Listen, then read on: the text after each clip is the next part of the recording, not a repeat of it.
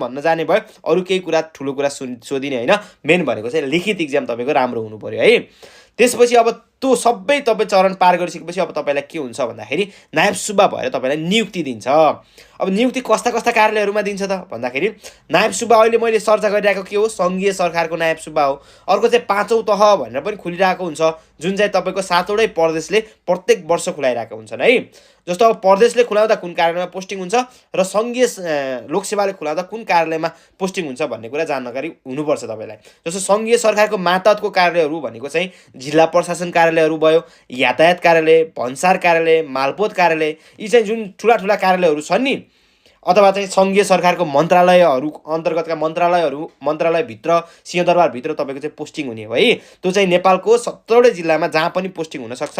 तपाईँले सङ्घीय नासुमा नाम निकाल्नु भयो, नायब सुब्बामा नाम निकाल्नु भयो भने अब प्रदेश अन्तर्गतको तपाईँले चाहिँ अब विभिन्न प्रदेशहरूले खुलाइरहेको हुन्छ र त्यो प्रदेशको अनलाइन फर्म भरेर तपाईँले इक्जाम दिनुभयो र 5औं तहमा तपाईँको नाम निस्कियो भने सिलेबस अलमोस्ट सङ्घको र प्रदेशको सेम हुन्छ है।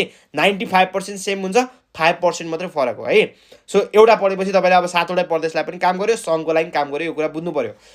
अब प्रदेशमा तपाईँले नाम निकाल्नु भयो भने त्यही प्रदेश अन्तर्गतका जिल्लामा मात्रै पोस्टिङ हुने हो तपाईँको, र त्यसभित्र पनि तपाईँको चाहिँ कुन कुन कार्यालयहरूमा हो त भन्दाखेरि तपाईँको चाहिँ वडा कार्यालय, त्यसपछि गाउँपालिका, नगरपालिकाहरूमा पोस्टिङ हुने हो है।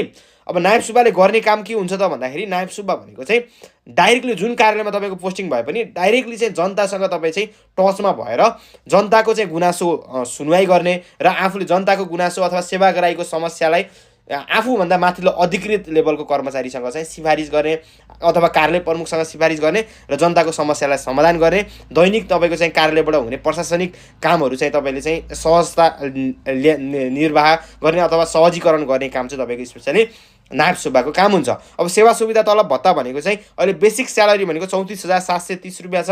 त्यसमा तपाईँलाई चाहिँ ठाउँअनुसार विभिन्न ठाउँमा दुर्गम भत्ता हुनसक्छ, तपाईँको चाहिँ अब कार्यालय अनुसार चाहिँ अब बैठक भत्ताहरू हुनसक्छ, अहिले चाहिँ महँगी भत्ता पनि छ 5,000 होइन, त्यो हुनसक्छ। त्यसै अन्य सेवा सुविधाहरू गरेर तपाईँको 50,000 आसपास चाहिँ तपाईँको चाहिँ अब स्यालेरी हुन्छ भनेर बुझ्दा हुन्छ है। सो अब हाम्रो अनलाइन क्लासहरू पनि सुरु भइसकेको छ। क्लासहरू पढ्न चाहनुहुन्छ भने तपाईँले हामीलाई फेसबुक, इन्स्टाग्राम, व्हाट्सएप, भाइबरमा मेसेज पनि गर्न सक्नुहुन्छ। क्लासको फी भनेको 6,000 छ, तर तपाईँले यो भिडियो हेरेर आएको हो भन्नुभयो भने तपाईँहरूलाई हामीले फुल कोर्सको 5,000मा गरिदिन्छौँ है।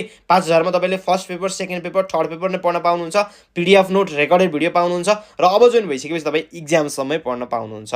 त्यसै गरी यसको सिलेबस मात्रै हेर्नु मन छ भने हाम्रो युट्युब च्यानल ज्ञानमार्ग छ, त्यहाँ गएर हेर्नुभयो भने त्यहाँ हामीले सिलेबसहरू फुल डिटेल राखिदिएका छौँ, सिलेबसको भिडियो। सो त्यहाँ गएर पनि हेर्न सक्नुहुन्छ। अरू केही डाउटहरू छ, केही जिज्ञासाहरू छ भने कमेन्ट गर्नु होला। Thank you.